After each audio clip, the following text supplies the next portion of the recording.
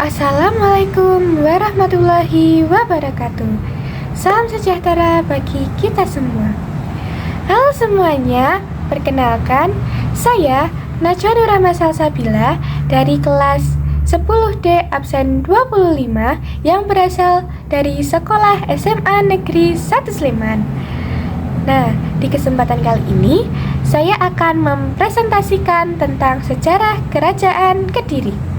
Disimak ya videonya. Kita mulai dari latar belakang Kerajaan Kediri. Latar belakang munculnya Kerajaan Kediri adalah adanya pembagian Kerajaan Kahuripan oleh Raja Airlangga pada abad ke-11 Masehi. Raja Airlangga adalah pendiri sekaligus raja terakhir dari Kerajaan Kahuripan yang pernah berdiri di Jawa Timur pada abad ke-11. Raja Airlangga membagi Kerajaan Kahuripan menjadi dua, yaitu Kerajaan Panjalu dan Jenggala. Hal ini dilakukan karena Raja Airlangga memiliki dua putra, yaitu Sri Samarawijaya dan Mapanji Karasakan. Untuk menghindari perpecahan di antara dua putranya, Airlangga memberikan Kediri atau Panjalu pada Samarawijaya dan Jenggala atau Kahuripan kepada Mapanji. Kedua kerajaan ini dipisahkan oleh Gunung Kawi dan Sungai Brantas. Nah, selanjutnya ada letak Kerajaan Kediri. Letak Kerajaan Kediri berada di tepi Sungai Brantas, Jawa Timur. Kerajaan Kediri adalah kerajaan Hindu di Jawa Timur yang berdiri sekitar abad ke-11 Masehi hingga ke-13 Masehi.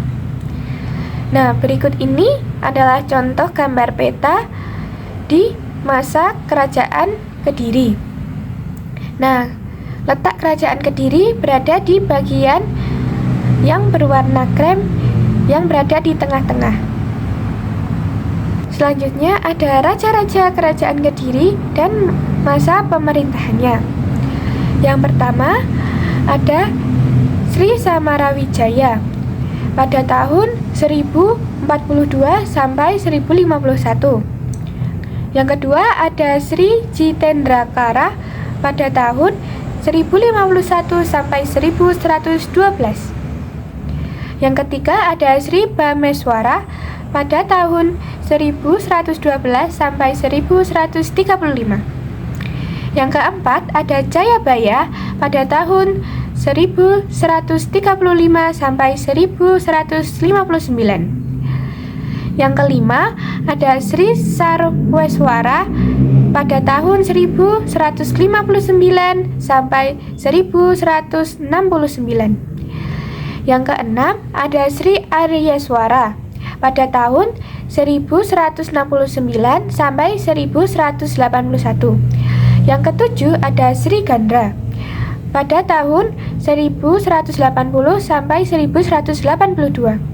Yang kedelapan ada Kameswara pada 1182 sampai 1194. Nah, yang terakhir, yang kesembilan ada Kertajaya pada tahun 1994 sampai 1222. Nah, selanjutnya raja yang paling terkenal pada Kerajaan Kediri adalah Raja Sri Jayabaya. Ia menjadi raja bijaksana yang berhasil mengantarkan Kerajaan Kediri ke arah puncak kejayaannya. Pada masa kekuasaan Sri Jayabaya, wilayah Kediri mencapai pantai Kalimantan hingga Kerajaan Ternate. Kita masuk di masa kejayaan Kerajaan Kediri. Adapun masa kejayaan Kerajaan Kediri yang paling terkenal adalah masa pemerintahan Raja Jayabaya, yaitu pada tahun 1135 sampai 1159 Masehi. Beliau juga dikenal dengan salah satu raja besar di tanah Jawa. Pada masa kepemimpinannya, Kerajaan Panjalu atau Kediri berhasil mengambil kekuasaan Airlangga seluruhnya dengan mengalahkan Kerajaan Jenggala dan menyatukan Kediri. Kerajaan yang dipimpinnya juga sangat makmur. Bahkan, kekuasaan kerajaannya meluas hingga seluruh Pulau Jawa, sebagian Sumatera, Kalimantan, dan Kerajaan Ternate. Garis keturunan Jayabaya juga menjadi pemimpin-pemimpin besar pada kerajaan setelahnya seperti Majapahit hingga Mataram Islam. Uniknya, Raja Jayabaya juga terkenal akan ramalan-ramalannya yang terbukti di era modern sekarang. Selanjutnya, kejayaan Kerajaan Kediri yang meliputi kondisi ekonomi, politik, hingga sosial budayanya. Nah, yang pertama ada ekonomi. Ekonomi, masyarakat Kerajaan Kediri bekerja sebagai pedagang dan petani dengan hasil utama beras. Perdagangan meliputi emas, cendana, pinang, perak, daging, dan gerabah dengan alat tukar berupa uang emas. Pajak dibayar dengan hasil bumi sehingga tidak memberatkan dan perdagangan berkembang karena letaknya yang strategis. Yang kedua ada politik. Kondisi politik Kerajaan Kediri cukup stabil pada masa kejayaannya. Pemerintahan dipimpin raja dengan kekuasaan absolut, dibantu pejabat dan menteri yang mengurus administrasi keuangan serta keamanan.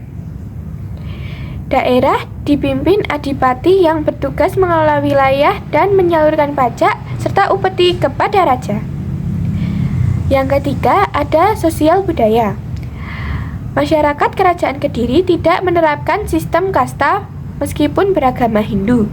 Hal ini dijelaskan dalam kitab Lubdaka bahwa nilai seorang ditentukan oleh sikap dan sifat, bukan keturunan. Selanjutnya ada masa keruntuhan Kerajaan Kediri. Kerajaan Kediri runtuh pada tahun 1222 Masehi pada masa pemerintahan raja terakhir Sri Kertajaya. Keruntuhan ini disebabkan oleh serangan dari Kerajaan Tumapel atau Singosari yang dipimpin Ken Arok serta melemahnya kondisi pemerintahan. Konflik dengan kaum Brahmana karena raja ingin disembah sebagai dewa membuat mereka meminta bantuan Ken Arok. Akhirnya Kediri kalah, Sri Kertajaya melarikan diri dan kerajaan pun berakhir. Selain itu, kekuatan militer Kediri mulai melemah dibandingkan dengan Tumapel yang sedang berkembang.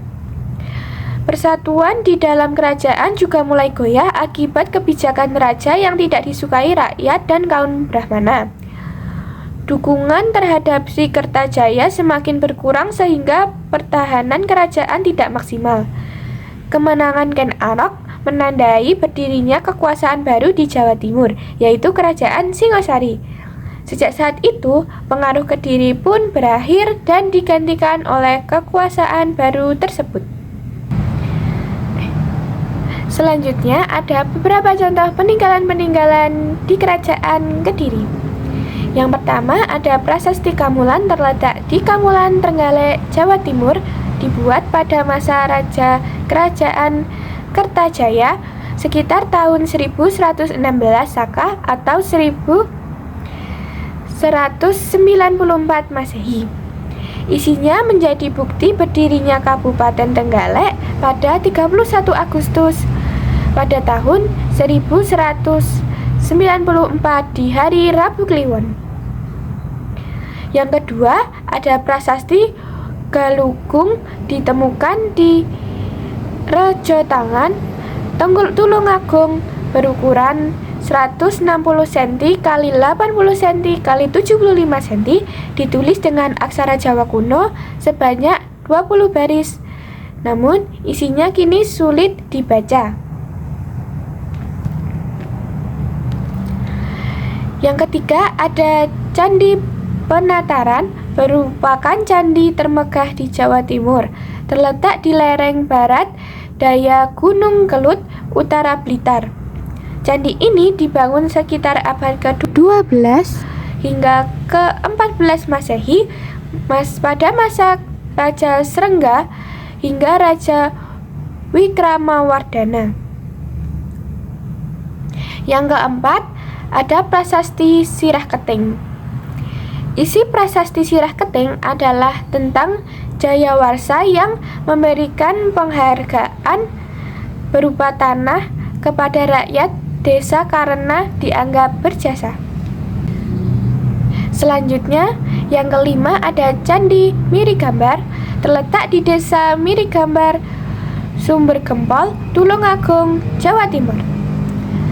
Diperkirakan dibangun sekitar tahun 1214 sampai 1310 Saka dengan bahan bata merah. Pada tahun 1965 sempat terjadi kerusakan, namun berhasil dipertahankan sehingga masih ada hingga sekarang. Yang keenam, Candi Tondowongso ditemukan pada tahun 2007 di Desa Gayam, Gurah Kediri, Jawa Timur.